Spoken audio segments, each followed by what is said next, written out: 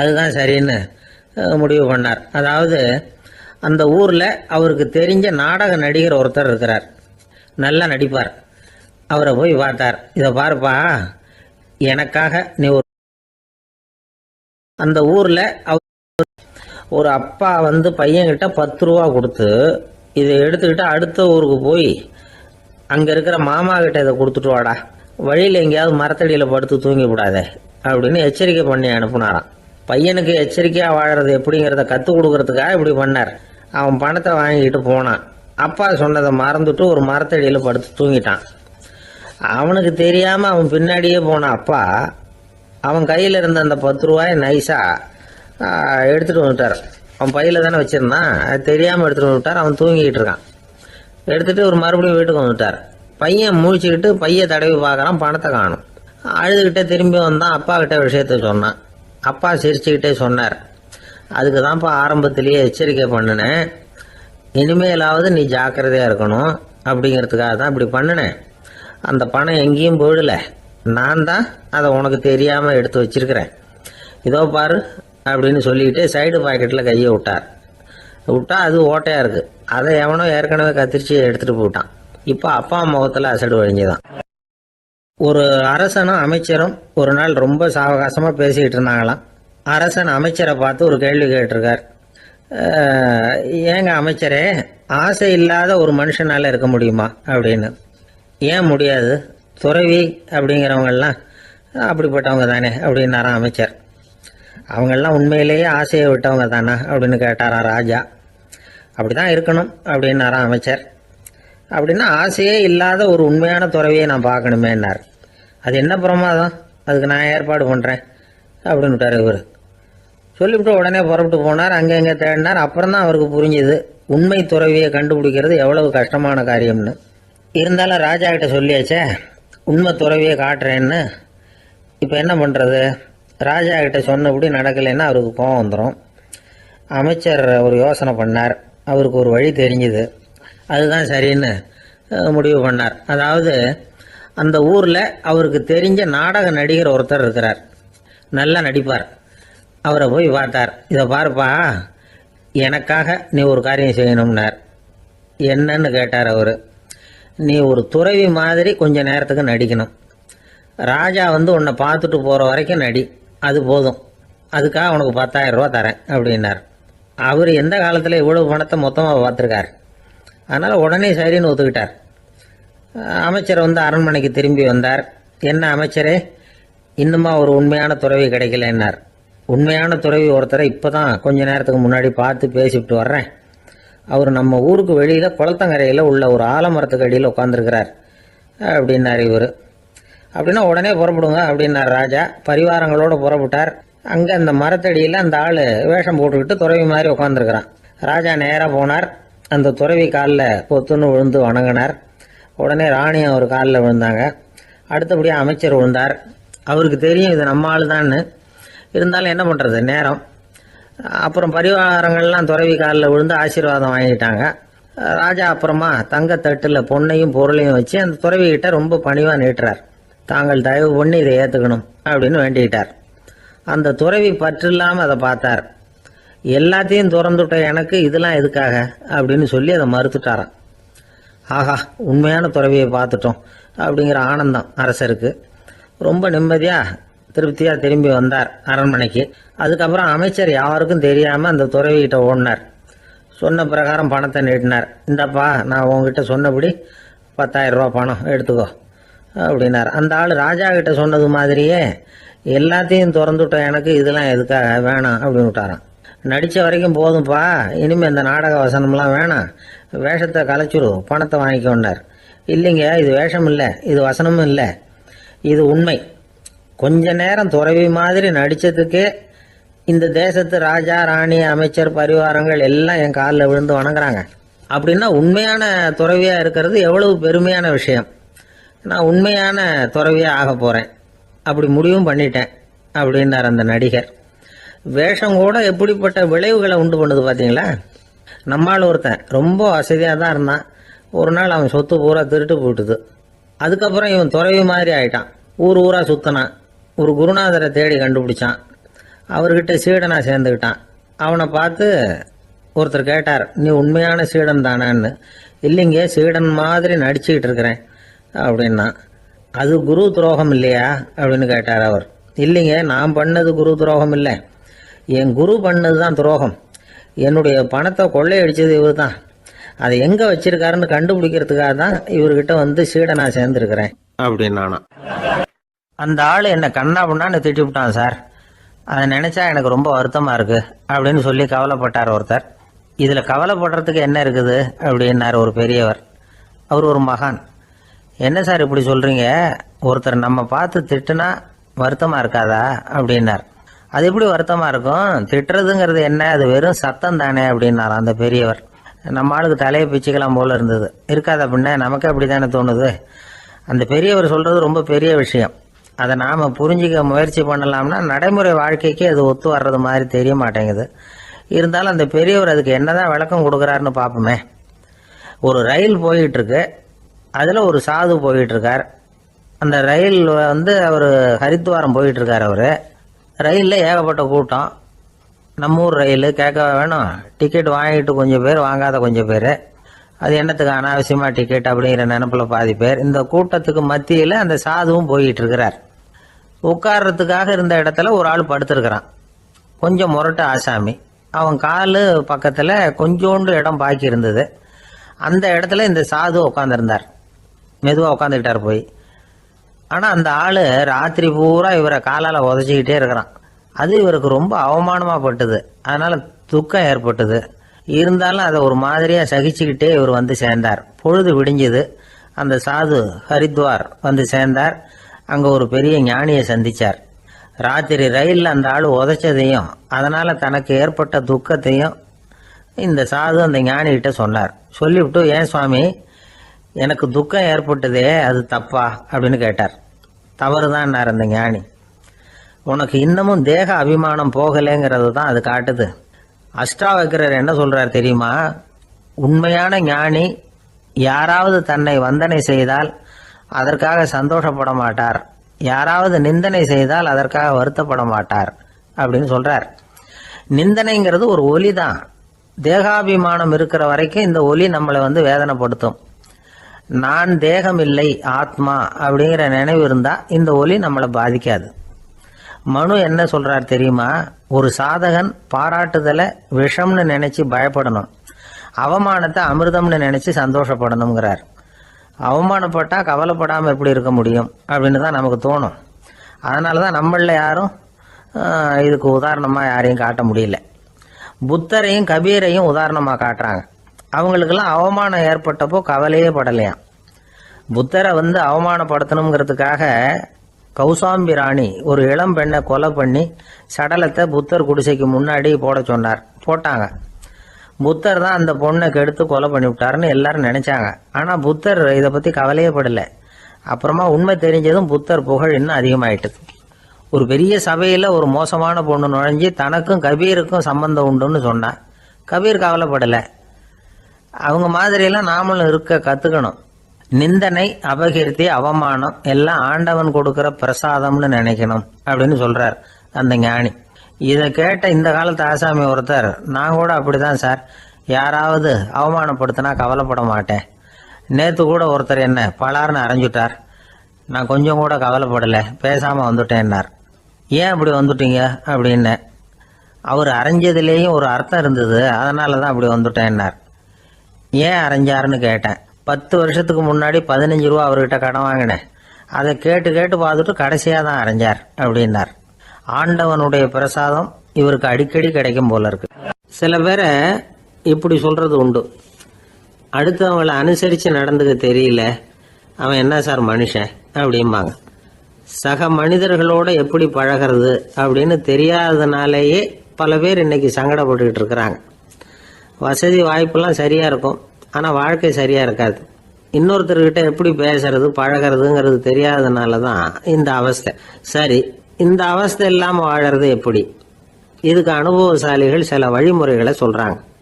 அதெல்லாம் என்னென்னங்கிறத இப்போ தெரிஞ்சுக்குவோம். முதல்ல நம்ம நாக்கு நம்ம கண்ட்ரோலில் இருக்கணும். வார்த்தைகளை வந்து கொட்டி விட்டு அதுக்கப்புறம் அள்ள முடியாமல் கிடந்து கஷ்டப்படக்கூடாது. எப்படி பேசுகிறோங்கிறதும் முக்கியம், பேசுகிறப்ப எப்படி முகத்தை வச்சிருக்கிறோங்கிறதும் முக்கியம். அன்பாக பேசினாலும் நல்லா இருக்கும். அப்படி பேசுகிறப்ப ஆதரவாக அவர் தோள் மேலே ஒரு கையை போட்டுக்கிட்டு பேசினா இன்னமும் நல்லா இருக்கும். ரெண்டாவது விஷயம், இன்னொருத்தர்கிட்ட பேசுகிறப்போ வாக்குறுதிகளை அள்ளி வீசக்கூடாது. கொடுக்குற வாக்குறுதி குறைச்சலாக இருக்கணும். அப்படி கொடுத்த வாக்குறுதியை கண்டிப்பாக நிறைவேற்றணும். நாம் ஒருத்தரை பாராட்டுறோம் அல்லது அவரை பற்றி அபிப்பிராயம் சொல்கிறோம்னா அது ஆக்கப்பூர்வமாக இருக்கணும். நம்ம பாராட்டு அல்லது விமர்சனம் அடுத்தவருடைய முன்னேற்றத்துக்கு உதவுறது மாதிரி இருக்கணும். நாம் சொல்கிறத கேட்டுட்டு அவன் தலையில் கையை வச்சுட்டு உட்காந்துடக்கூடாது. எப்பவும் உற்சாகமாக இருக்கணும், முகம் மலர்ச்சியாக இருக்கணும். மனுஷன் இருந்தால் வருத்தம், கவலை, ஏமாற்றம் எல்லாம் இருக்க தான் செய்யும். அதெல்லாம் மனசில் இருக்கட்டும். அந்த வருத்தமும் கவலையும் ஏமாற்றமும் சேர்ந்துக்கிட்டு நம்ம முகத்தில் இருக்கிற மலர்ச்சியை மூடி மறைக்கிறதுக்கு நாம் இடம் கொடுத்துடக்கூடாது. எந்த விஷயத்தை பற்றி யாருக்கிட்ட பேசினாலும் வெளிப்படையாக பேசணும், திறந்த மனசோட பேசணும். மூடி மறைச்சி முன்னு மூங்கிக்கிட்டு இருக்கக்கூடாது. இன்னொருத்தர்கிட்ட பேசுகிறப்போ விவாதம் பண்ணுங்க, அது தப்பு இல்லை. ஆனால் வாதாடிக்கிட்டு இருக்கக்கூடாது. அதாவது என்ன சொல்கிறாங்கன்னா, டிஸ்கஸ் பண்ணலாம், ஆர்கியூ பண்ணக்கூடாதான். நம்மக்கிட்ட இருக்கிற நல்ல குணங்களை நாம் எடுத்து சொல்லிகிட்டு இருக்கக்கூடாது. அந்த நல்ல குணங்களே நம்மளை பற்றி எடுத்து சொல்லணும். அது மாதிரி நடந்துக்கணும். அதே மாதிரி அடுத்தவங்க கிட்ட உள்ள கெட்ட குணங்களை பற்றி அவசியம் இல்லாமல் நாம் பேச வேண்டியதில்லை. உங்களை பற்றி யாராவது தப்பாக பேசுகிறாங்களா, அப்படி அவங்க பேசுகிறதுல உண்மை இல்லையா அப்படின்னா அதை நீங்கள் பொருட்படுத்த வேண்டியதில்லை, விட்டுடலாம். அது தானாக போயிடும். ஒரு 4-5 பேரோட பேசிக்கிட்டு இருந்தீங்கன்னா எல்லாருக்கும் முக்கியத்துவம் கொடுங்க. யாரையும் அலட்சியப்படுத்தாதீங்க. தமாஷா பேசலாம். ஆனால் அவங்க தமாஷ் அடுத்தவங்களை கேலி பண்ணுறதா இருக்கக்கூடாது. நமக்கு கிடைக்க வேண்டியது கிடைக்கலையே அப்படிங்கிற தவிப்பு நம்மக்கிட்ட இருக்கக்கூடாது. அது தேவையில்லை. உங்கள் செயல்பாடுகள் தெளிவாக இருக்கட்டும். பாராட்டு தானாக அவங்கள தேடிட்டு வரும். இன்னொரு மனுஷனுடைய மனசில் கௌரவமான ஒரு இடத்த பிடிக்கணும்னா நாம் இந்த குணத்தையெல்லாம் நம்மக்கிட்ட வளர்த்துக்கணும். இதெல்லாம் அனுபவசாலிகள் சொல்லியிருக்கிற குறிப்புகள். இந்த குறிப்புகளை சரியாக புரிஞ்சுக்கணும். அது முக்கியம். தப்பாக புரிஞ்சுக்கிட்டா என்ன ஆகும் தெரியுமா? இதை கேளுங்க. ஒருத்தர் வந்தார். சார், அடுத்தவங்க தோள் மேலே கையை போட்டுக்கிட்டு அன்பாக பேசணும்னு சொன்னீங்க. அப்படி தான் பேசினேன். அவர் முதுகை கூட தட்டி கொடுத்தேன். என் வேலை போயிட்டுது சார், வீட்டுக்கு அனுப்பிச்சிட்டாங்க அப்படின்னார். யாருக்கிட்ட அப்படி பேசுனீங்கன்னு கேட்டோம். என் முதலாளிகிட்ட சார் அப்படிங்கிறார் ரொம்ப சோகமாக. இந்த உலகமே ஒரு நாடக மேடை, நாம் எல்லாரும் நடிகர்கள். இது ஞானிகள் சொல்கிறது. இது ஒரு பக்கம் இருக்கட்டும். இந்த உலகத்துக்குள்ள எத்தனையோ நாடக மேடைகள், எத்தனையோ நடிகர்கள், எத்தனையோ நாடகங்கள். இதெல்லாம் எப்படி ஆரம்பமாச்சு? அதுதான் இன்னைக்கு தகவல். அதாவது ஆதி மனிதன் பேச ஆரம்பிக்கிறதுக்கு முன்னாடி சைகையாலேயே எல்லாத்தையும் சொல்லிகிட்டு இருந்தான். அதனால் அப்போவே நடிப்பு ஆரம்பமாயிட்டுது. முதல்ல ஒரு வேட்டையைத்தான் அவன் நடித்து காட்டியிருப்பான். இவன் எப்படி போனான், எதிரில் மிருகம் எப்படி வந்தது, அதோட எப்படி சண்டை போட்டான், எப்படி அடித்து கொண்டுகிட்டு வந்தான், இதை அப்படியே மற்றவங்களுக்கு நடித்து காட்டியிருப்பான். ஏன்னா மொழி கிடையாது. இந்த காலத்துலலாம் நாடகங்களில் நடிக்கிறவங்கள நடிகர்கள்ங்கிறோம். ஒரு காலத்தில் இவங்களுக்கு என்ன பேர் தெரியுமா? திஸ்பியர்கள் அப்படின்னு பேரான். இதுக்கு காரணம் உண்டு. அதாவது 2000 வருஷத்துக்கு முன்னாடி கிரீஸ் நாட்டில் திசிபியஸ் அப்படின்னு ஒரு ஆள் இருந்தான். அவன் ஒரு பெரிய நாடக கலைஞன். அவன் சில இளைஞர்களை சேர்த்துக்கிட்டான், பயிற்சி கொடுத்தான், நாடக குழுவை உருவாக்கினான். நடிகர்களையும் நாடகத்துக்கு தேவையான பொருள்களையும் ஏற்றிக்கிட்டு போகிறதுக்கு ஒரு வண்டியையும் தயார் பண்ணான். அந்த வண்டியிலேயே அவன் கிரேக்க நாடு பூராவும் சுற்றினான். ஊர் ஊராக நாடகம் போட்டான். ஒரு ஊருக்கு போனதும் அங்கே நாடகம் நடத்த தியேட்டர் இருக்கா அப்படிங்கலாம் பார்க்கறது இல்லை அவன். ஏன்னா அப்போலாம் தியேட்டர்னா என்னென்ன தெரியாது. நாடகம்னா அது ஒரு மூடிய கொட்டைக்குள்ளே தான் நடத்தணுங்கிறது அப்போ யாருக்குமே தோணலை. இந்த வண்டி போகும், அதுவே ஒரு பகுதி அப்படியே ஒரு மேடை மாதிரி விரிச்சிக்கும். அதில் ஏறி நின்றுக்கிட்டு நாடகத்தை நடித்து காட்டுவாங்களாம். மக்கள்லாம் எதிரில் தரையில் உட்காந்து அதை பார்த்துக்கிட்டு இருக்கிறது. உலகத்தின் முதல் நடமாடும் தியேட்டர் இது தானே. இந்த திசிபியஸ் தான் முதலாக உலகத்தில் நாடகங்கிற பொழுதுபோக்கை நடத்தி காட்டினவன் அப்படின்னு சொல்கிறாங்க. அவன் சொந்தமாக நாடகம் எழுதுனா, நடித்தான், நாடகத்தை இயக்கினான். அதனால தான் அவனை first man of the theatre அப்படின்னு சொல்லுவாங்க. அவன் தான் நாடக மேடையின் முன்னோடி. கிரேக்கர் காலத்திலேயே நாடக ஆசிரியர்கள், நடிகர்கள், ரசிகர்கள் இவங்கெல்லாம் உருவாயிட்டாங்களாம். நாடகத்தின் சரித்திரத்தில் இந்த 3 பிரிவும் ரொம்ப முக்கியம். அதாவது கிரேக்க தியேட்டர்கள்லாம் திறந்த வெளி மேடைகள் தான். பெரும்பாலும் மலைச்சரிவுகள், அதுவே படிப்படியாக பண்ணியிருப்பாங்க. கீழே அரைவட்ட வடிவில் மேடை, அதுக்கு ஆர்கெஸ்ட்ரான்னு பேர். பிற்காலத்தில் இதில் உட்காந்து இசைக்குழுவினர் வந்து வாய்ச்சதுனால இசைக்குழுவுக்கே ஆர்கெஸ்ட்ராங்கிற பேர் வந்துட்டுது. இப்போ கிரேக்க தியேட்டர்களில் ஒன்று அதோட காலம் வந்து கிமு 340. அதை இன்னமும் பாதுகாத்து வச்சிருக்கிறாங்களாம். எபிடாரஸ் அப்படிங்கிற இடத்துல அது இருக்குதான். இன்னமும் அந்த தியேட்டரை பயன்படுத்திக்கிட்டு வர்றாங்களாம். சிறந்த கிரேக்க நாடகங்கள்லாம் அங்கே நடிக்கிறாங்களாம். ஆரம்ப காலத்திலேயே கட்டணம் கிடையாது. அப்புறம் பின்னாடி தான் நுழைவு கட்டணம்லாம் அப்படியே வந்துட்டு தான். நடிகர்கள் வந்து பளபளப்பான ஆடைகள் உடுத்தியிருப்பாங்களாம்.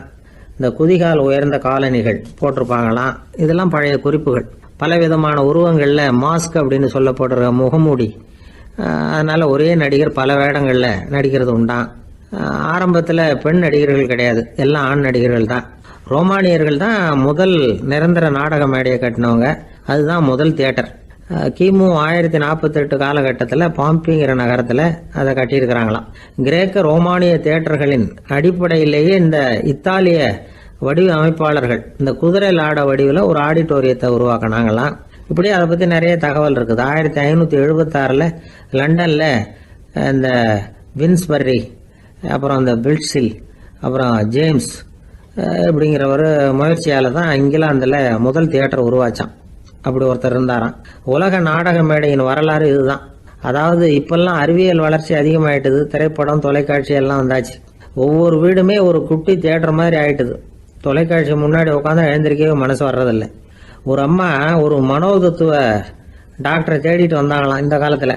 டாக்டர், எங்கள் வீட்டுக்காரர் எப்போ பார்த்தாலும் டிவி முன்னாடி உட்காந்துக்கிட்டு அதையே வெறிச்சு பார்த்துக்கிட்டு இருக்கிறார், உத்து பார்த்துக்கிட்டு இருக்கார், எனக்கு சந்தேகமாக இருக்குன்னாங்களாம். இது மனக்கோளாறு இல்லைங்க, ஆர்வ கோளாறு, அவ்வளவுதான், இதுக்காக பயப்படாதீங்கன்னாராம் டாக்டர். அப்படி இல்லை டாக்டர், டிவி ஓடும் பொழுது நாம் எல்லாம் அதை பார்க்குறோம் சரி, ஆனால் அவர் அப்படி இல்லை, டிவியை நிறுத்தினதுக்கு அப்புறமும் அதையே உத்து பார்த்துட்டு உட்காந்துருக்கிறார், அதனால தான் சந்தேகப்பட்டு உங்ககிட்ட வந்தேன் அப்படின்னாங்களாம். ஒரு ஆள் இருந்தான், நிறைய பணம் சம்பாதிச்சான், ஆனால் செலவு பண்ண மனசு வரல, கருமி. அவன் என்ன பண்ணா, சேர்த்த பணம் பூராவையும் ஒரு மரத்தடியில் புதைச்சி வச்சுருந்தான். வாரத்துக்கு ஒரு தடவை அந்த மரத்தடிக்கு வருவான், புதைச்ச இடத்த ஆவலோடு பார்த்துக்கிட்டு இருப்பான், அதுக்கப்புறம் போயிடுவான், அவ்வளவுதான். ஒரு நாள் ஒரு திருடன் வந்தான், இவன் புதைச்சி வச்சுருந்ததெல்லாம் எடுத்துகிட்டு போட்டான். இது தெரிஞ்சு போச்சு. அந்த கருமி புலம்ப ஆரம்பிச்சிட்டான். இவன் புலம்பலை கேட்டதும் அக்கம் பக்கத்தில் இருந்தவங்கெல்லாம் ஓடி வந்தாங்க. என்ன விஷயம்னு விசாரித்தாங்க. இவன் சொன்னான். ஒரு பெரியவர் கேட்டார், ஏப்பா வாரம் வந்து இந்த இடத்த பார்க்குறதாக சொன்னியே, எப்போவாவது இதில் இருக்கிற பணத்தை எடுத்து செலவு பண்ணியிருக்கியா அப்படின்னு கேட்டார். நான் அப்பப்போ வந்து அதை பார்க்கறது தான் வழக்கம், அதை தொட்டதே இல்லைன்னு அவன். சரி அப்படின்னா இப்போவும் நீ அதே மாதிரி வாரம் ஒரு தடவை வந்து இந்த இடத்த பார்த்துட்டு போகலாமே அப்படின்னாராம் அந்த பெரியவர். அதுவும் சரிதானே, எவ்வளவு காலமானாலும் அவன் அந்த பணத்தை எடுத்து செலவு பண்ண போகிறதில்ல. அப்படி இருக்கிறப்ப உள்ளே பணம் இருந்தாலும் ஒன்று தான், இல்லாமல் போனாலும் ஒன்று தான். இதிலிருந்து என்ன புரியுதுன்னா, ஒருத்தர்கிட்ட இருக்கிற பணத்தை கொண்டு அவர் பணக்காரரா ஏழையா அப்படின்னு முடிவு செய்கிறது சரியில்லை. அந்த செல்வத்தை அனுபவிக்கிற திறன், பயன்படுத்துகிற திறன், அதை வச்சு தான் அவர் ஏழையா பணக்காரரா அப்படிங்கிறத நிர்ணயம் பண்ணணும், அதுதான் சரி. செலவு பண்ண தெரியாதவன் சேகரம் பண்ணிகிட்டே இருக்கிறதுனால என்ன பிரயோஜனம்? தலைமுடியே இல்லாதவன் தாராளமாக சீப்புகளை வாங்கி சேகரம் பண்ணுறது மாதிரி தானே இது. சில சமயம் செலவு பண்ண நாம் தயாராக இருந்தால் கூட அந்த செல்வம் நமக்கு பயன்படுறதில்ல. அரேபியாவில் ஒரு நகை வியாபாரி விலை உயர்ந்த முத்துக்களை எல்லாம் அவர் வச்சு வியாபாரம் பண்ணிகிட்டு இருந்தார். அவர் ஒரு சமயம் ஒரு பாலைவனம் வழியாக போயிட்டு இருக்கிறார் ஒட்டகத்தில். அப்போது திடீர்னு கடுமையான புயல் வீச ஆரம்பிச்சுட்டுது. திசை தவறி இவர் எங்கேயோ வந்துட்டார். கூட வந்தவங்களையும் காணலை, எங்கே போனாங்களோ தெரியல. இவர் ரொம்ப பயந்து போய் அங்கேயும் எங்கேயுமா அலைஞ்சு திரியிறார், வழியே தெரியல. பசி கடுமையாயிட்டுது. ஒட்டகத்து முதுகில் ஒரு மூட்டை இருந்தது, அதை பிரித்து பார்த்தார். உள்ளே ஏதாவது இருக்கான்னு தேடி பார்க்குறார். அது வரைக்கும் கண்ணில் தட்டுப்படாத அபூர்வமான ஒரு பை கண்ணில் பட்டுது. ஆஹா, அதில் ஏதாவது சாப்பிட்றதுக்கு இருக்கும் அப்படின்னு நினச்சி ஆவலாக அதை பிரித்து பார்க்குறார். அந்த பையில் விலை உயர்ந்த முத்துக்கள் நிறைய இருந்துதான். அப்போ தான் அவர் நினச்சாராம், விலை உயர்ந்த முத்துக்கள் கூட சாப்பிட்றதுக்கு உணவாக முடியாது அப்படிங்கிறத புரிஞ்சுக்கிட்டாராம். எந்த நேரத்தில் எது நமக்கு தேவையோ அது நமக்கு தாராளமாக கிடைக்கணும். அப்படி அது கிடைக்கிறதுக்கு நம்மக்கிட்ட இருக்கிற செல்வம் பயன்படணும். அது நமக்கும் பயன்படலாம், நம்ம மூலமாக அடுத்தவங்களுக்கும் பயன்படலாம். அதுதான் செல்வத்தின் பயன். ஒரு மரத்தடியில் ஒருத்தன் உட்காந்து அழுதுகிட்டு இருந்தான். அந்த பக்கமாக வந்த இன்னொருத்தன் ஏப்பா அழுதுகிட்டு இருக்கிறேன்னு கேட்டான். இந்த இடத்துல தான் பூமிக்கு அடியில் பணம் இருக்குது, புதைச்ச இடம் தெரியல, அதான் அழறேன் அப்படின்னா. நல்லா ஞாபகப்படுத்தி பாரு, எந்த இடத்துல புதைச்ச அப்படின்னு கேட்டான் இவன். அது எப்படி எனக்கு தெரியும், புதைச்சி வச்சிருக்கிறவன் நான் இல்லையே, எங்கள் எழுத்து வீட்டுக்காரன் அப்படின்னானா இவன். ஒரு பல்கலைக்கழகம், அங்கே ஒரு இலக்கிய பேராசிரியர், அவர் பாடம் நடத்திக்கிட்டு இருந்தார். ராபர்ட் ப்ரௌனிங் எழுதிய கவிதைகளை பற்றி சொல்லிகிட்டு இருக்கிறார். மாணவர்களும் ரொம்ப அக்கறையாக அதை கேட்டுக்கிட்டு இருக்கிறாங்க. ஒரு குறிப்பிட்ட கவிதையை பற்றி சொல்லும் பொழுது அந்த பேராசிரியருக்கே ஒரு சந்தேகம். அதாவது அந்த கவிதையின் சரியான அர்த்தம் என்னங்கிறதுல சந்தேகம். பேராசிரியர் யோசனை பண்ணார். அந்த கவிதையை முழுசாக புரிஞ்சிக்க முடியல. அதனால் மாணவர்களை பார்த்து சொன்னார், மாணவர்களே, ஒரு நாள் பொறுத்துங்க, இந்த கவிதையை எழுதின கவிஞர் எங்கள் வீட்டுக்கு பக்கத்தில் தான் இருக்கிறார். இன்னைக்கு சாயந்தரம் நான் அவரை நேரிலேயே போய் பார்க்குறேன். பார்த்து இதுக்கு என்னங்க அர்த்தம்னு கேட்டுட்டு வந்துடுறேன். அதுக்கப்புறம் உங்ககிட்ட சொல்கிறேன் அப்படின்னாராம். அன்னைக்கு சாயந்தரமே அந்த பேராசிரியர் கவிஞரை தேடிக்கிட்டு போயிட்டார். கவிஞர் அவங்க வீட்டில் அவர் பாட்டு உட்காந்துருந்தாராம். இவர் போய் அவர் முன்னாடி உட்காந்தார். அப்புறம் கேட்டார், ஐயா, அந்த கவிதையின் முழு பொருள் என்னன்னு தெரிஞ்சுட்டு போகிறதுக்காக வந்திருக்கிறேன் அப்படின்னாராம். எந்த கவிதை அப்படின்னாராம் அவர். இவர் அந்த கவிதையை சொல்லியிருக்கார். கவிஞர் கொஞ்சம் யோசனை பண்ணிவிட்டு அப்புறம் சொன்னாராம், பேராசிரியரே, நீங்கள் கொஞ்சம் தாமதமாக வந்துட்டீங்கன்னாராம். இவருக்கு ஒன்றும் புரியல. நீங்கள் என்ன சொல்கிறீங்க, நான் தாமதமாக வந்துட்டேன்னா? நீங்கள் தான் உயிரோடு இருக்கிறீங்களே, அப்படி இருக்கும்பொழுது நான் தாமதமாக வந்துட்டேன்னா அது எப்படி அப்படின்னு இவர் குழம்பி இருக்கிறார். இப்போ கவிஞர் சொன்னாராம், ஐயா, நான் உயிரோடு இருக்கிறேன்னா இல்லையாங்கிறது முக்கியம் இல்லை. நான் அந்த கவிதை வரிகளை எழுதினப்போ 2 பேருக்கு அதோட அர்த்தம் தெரிஞ்சிருந்தது. இப்போ ஒரே ஒருத்தருக்கு தான் அதோட அர்த்தம் தெரியும் அப்படின்னாராம். பேராசிரியர் யோசனை பண்ணியிருக்கார். அப்படின்னா அந்த ஒருத்தர் கவிஞர் ராபர்ட் ப்ரௌனிங்கை தவிர வேற யாரா இருக்க முடியும்? இவர் தான் அப்படிங்கிறத அவர் மனசில் நினச்சிக்கிட்டார். அதனால சொன்னார், ஐயா, நான் தாமதமாக வரல, அந்த கவிதையின் பொருள் என்ன அது சொல்லுங்கன்னார். பேராசிரியரே, நான் சொல்றது உங்களுக்கு புரியலன்னு நினைக்கிறேன். நான் இந்த வரிகளை எழுதினப்போ 2 பேருக்கு அதோட அர்த்தம் தெரிஞ்சிருந்தது. அந்த 2 பேர் யாருன்னா, ஒருத்தர் ராபர்ட் ப்ரௌனிங், அதாவது நான், இன்னொருத்தர் கடவுள். இப்போ அது கடவுளுக்கு மட்டும்தான் தெரியும். நானே இதை பற்றி பல தடவை யோசனை பண்ணி பார்த்தேன். இது ரொம்ப அழகானது, ஆனாலும் ரொம்ப வழுக்கலானது. அதை பிடிச்சிட்டோம்னு நினச்சிக்கிட்டு இருக்கும் பொழுதே காற்று மாதிரி அது உங்ககிட்ட இருந்து ஓடி போயிடுது. எனக்கு ரொம்பவும் வருத்தமாக தான் இருக்குது. நிச்சயமாக நான் தான் இந்த வரிகளை எழுதியிருக்கிறேன்.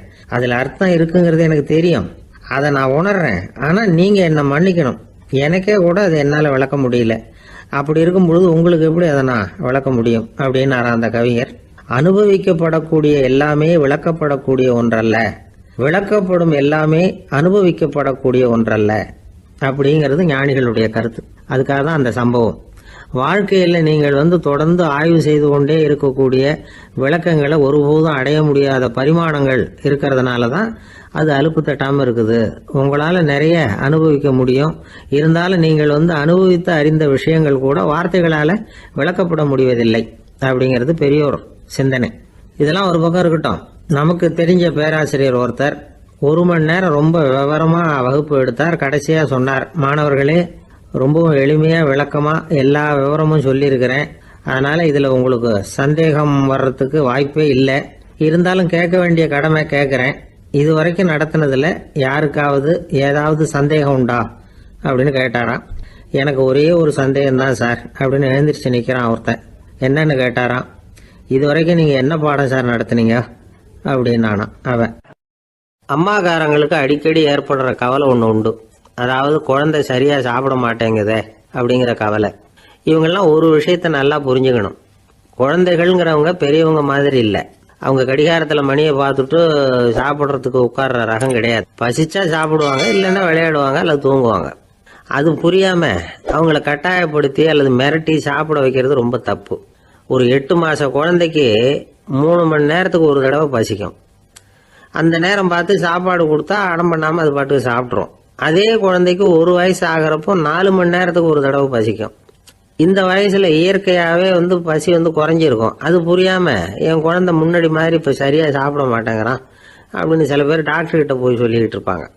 இன்னொரு விஷயம், ஒரு குழந்தைக்கு வயசு அதிகமாகிற வேகத்துக்கு உடம்பு எடையும் அதிகமாகிக்கிட்டே போகாது.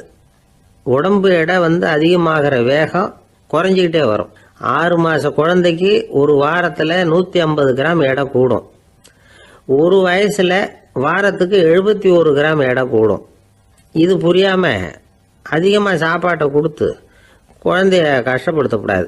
ஏன்னா அளவுக்கு மீறின உணவு வந்து அஜீரணத்தை வந்து உண்டு பண்ணிவிடும். குழந்தைக்கு ஒரு தட்டில் கொஞ்சமாக ஆகாரத்தை வச்சு கொண்டுகிட்டு போய் கொடுக்கணும். மலை மாதிரி குவிச்சு வச்சா அதை பார்த்ததுமே பசி அடங்கி போயிடும். அடித்து மிரட்டி பயமுறுத்தி குழந்தைய சாப்பிட வைக்கிற பழக்கம் இருக்குது பாருங்க, அதுக்கு வந்து ஃபுட் ஃபோர்ஸிங் அப்படின்னு பேர். இப்படி பண்ணினா குழந்தைக்கு சாப்பாட்டில் விருப்பம் குறைஞ்சிரும், அதை கண்டாவே வெறுக்க ஆரம்பிச்சிடும். அது மாதிரி உளம் சார்ந்த பசி குறைவு, சைக்கோஜெனிக் அனோரெக்சியா, அது ஏற்படுமா. சாப்பாடுங்கிறதே ஒரு தண்டனை மாதிரி தோணும். குழந்தைகளுக்கு பிடிச்ச மாதிரியான ஆகாரத்தை கொடுக்கணும். சத்து அதிகம் இருக்குங்கிறதுக்காக அதுக்கு பிடிக்காத ஆகாரத்தை கொடுத்து கட்டாயப்படுத்தக்கூடாது. குழந்தைகளுக்கு 2 வயசு ஆகிறப்போ இயற்கையாகவே வந்து எதிர்மறை குணம் உண்டாகும். அதாவது அந்த எதிர்மறையாக பேசுறது, இது மாதிரி சமயங்களில் நாம் என்ன சொல்கிறோமோ அதுக்கு நேர்மாறாக நடந்துக்கும். ஏட்டிக்கு போட்டி, சாப்பிட சொன்னால் விளையாட போவோம், விளையாட சொன்னால் சாப்பாடு கேட்கும். இதை புரிஞ்சுக்கிட்டு நடந்துக்கணும்.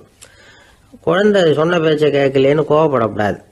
குழந்தை வளர வளர பிடிவாத குணம் வர்றது சகஜம். கேட்டதை வாங்கி கொடுத்தாதான் சாப்பிடுவேன் அப்படின்னு பிடிவாதம் பண்ணும். வாங்கி கொடுத்து விடுறது தான் உத்தமம். நீங்களும் அதுகிட்ட பிடிவாதம் பண்ணிட்டு இருக்கக்கூடாது. ஏன்னா கேட்டது கிடைக்கலையேங்கிற ஏமாற்றம் கூட குழந்தையோட பசியை குறைச்சிரும். கேட்டது கிடைச்சிட்டா பசி அதிகமாகும், கொடுத்ததை மலமலன்னு சாப்பிட்றோம். குழந்தைகளுக்கு வந்து கண்ட நேரத்தில் சாப்பிட்றதுக்கு எதையாவது வாங்கி கொடுத்துக்கிட்டு இருந்தா சாப்பாட்டு நேரத்தில் சாப்பிடாம அடம் பண்ண ஆரம்பிச்சிடும். பள்ளிக்கூடம் போகிற பிள்ளைங்க காலை உணவை சரியாக சாப்பிட மாட்டாங்க. அச்சம், அவசரம், பரபரப்பு இதெல்லாம் தான் காரணம். பள்ளிக்கு புறப்படுறதுக்கு ஒரு 3/4 மணி நேரத்துக்கு முன்னாடியே சாப்பாடு போட்டுருங்க, அது சரியாக போடும். படிக்கிற குழந்தைகள் உடல் சோர்வு, மனச்சோர்வு இது காரணமாக கூட சாப்பிட மறுக்கிறது உண்டு. இப்போ உதாரணமாக சாயந்தரம் விளையாடி விட்டு வீட்டுக்கு வந்ததும் சாப்பிட சொன்னால் வேணாம்பாங்க. இது உடல் சோர்வு. ரொம்ப நேரம் வீட்டு பாடங்களை செஞ்சு முடித்த கையோடு சாப்பிட சொன்னாலும் அவங்களால சரியாக சாப்பிட முடியாது. இது உளச்சோர்வு, அதாவது மனச்சோர்வு. இதை தவிர குழந்தைகளுக்கு உடல் நலக்குறைவு ஏற்பட்டால் கூட சாப்பிட மறுக்கிறது உண்டு. சில மருந்து மாத்திரைகள் கூட பசியை குறைச்சிரும். அதனால் சரியாக தெரிஞ்சுக்கிட்டு குழந்தைகளை வந்து சாப்பிட வைக்கணும். அது புரியாமல் கையில் சாப்பாட்டு தட்டை வச்சுக்கிட்டு குழந்தைகளை வந்து விரட்டிக்கிட்டு அலையக்கூடாது. ஒரு சின்ன பையன் சொன்னான், எங்கள் அம்மா சாப்பாடு போடுறது தெரிஞ்சா நான் உடனே வீட்டை விட்டு வெளியில் ஓடி போடுவேன் அப்படின்னா. ஏன் அப்படி பண்ணுறேன்னு கேட்டோம். எங்கள் அப்பா கூட அது மாதிரி தான் சார் பண்ணுவார் அப்படிங்கிறான்.